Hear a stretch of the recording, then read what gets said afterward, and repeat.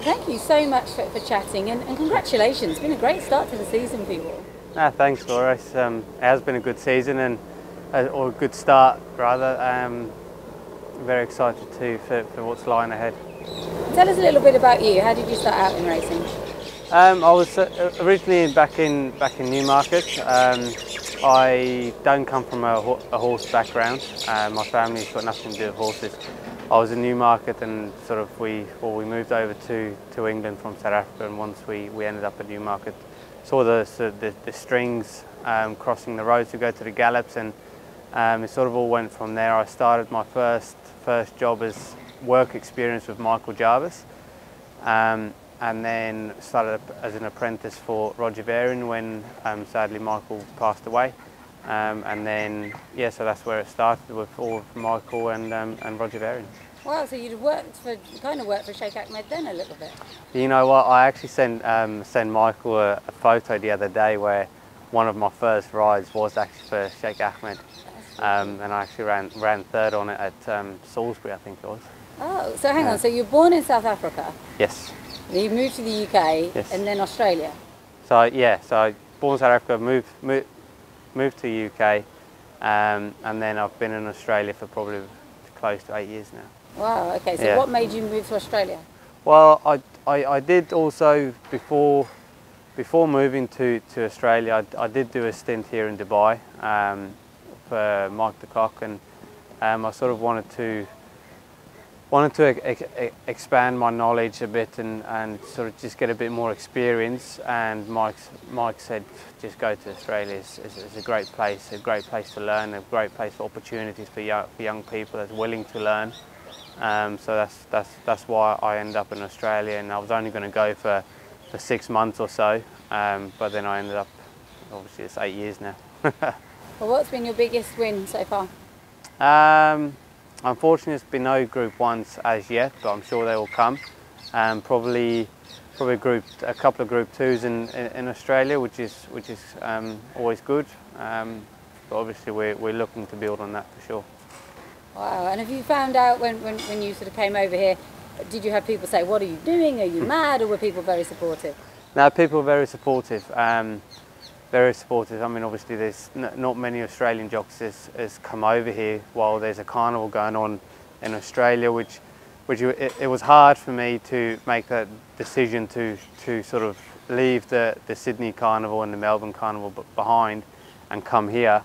But look, it was an opportunity that who knows if it was going to come around again, and I only would have kicked myself, and I only would have thought to myself, what if I didn't come? What if, you know? So that's why I thought I might as well take the opportunity and make the most of it as well.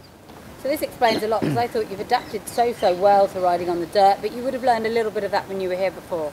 Yeah, exactly right. I mean, it's taken me a few rides, a few goes on the dirt to get the hang of it, because I feel it's a completely different style to riding on turf, and the racing on a whole is completely different again compared to Australia. So it's taken me a few goes, but I feel like we're on the right path for sure. Mm.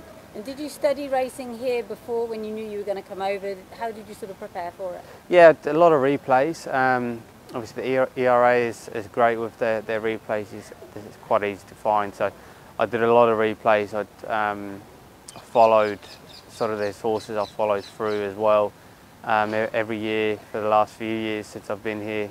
A while ago, I've been watching the World Cup as well. So I had half an idea, but obviously just mostly replays and just doing a bit of homework. And I've noticed you've been out and about, you've got yourself plenty of outside rides. You're keen to be busy while you're here. It is, yeah, for sure. I mean, in Australia, it's a case of I'm used to riding every day and being very busy. There's not really much downtime out in Australia, so it's a bit of a new sequence for me, only riding 3 to 4 times a week here. I've had to adapt to it for sure, but look, it's going well. It really is, and you seem to have adapted fine. You've got no issues with your weight. You ride pretty light. I do have to look after it for sure. I do a lot of exercising.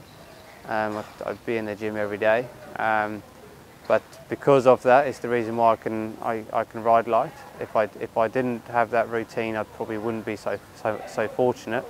But look, I'm a fit person. I enjoyed being in the gym, so I always want to be at a low weight to make the most of whatever opportunities comes to me.